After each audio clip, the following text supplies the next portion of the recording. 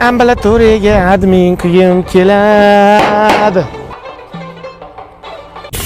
Ya tomda buchoy paydo bo'lib qolyapti. Qo'shni chekib otyaptimi deyman-da. Qattuye. O'zimiz tarafdan tushyaptimi buchoy?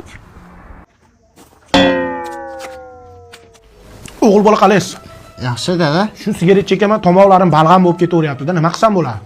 Sigaret almashtiring. Hozir bunda qisilab chakadiganlar bor, shunaqadan chaking. Ha. Tomda tursam buchoy ko'payib ketibdi. Bunday qarasam siz chekyapsiz.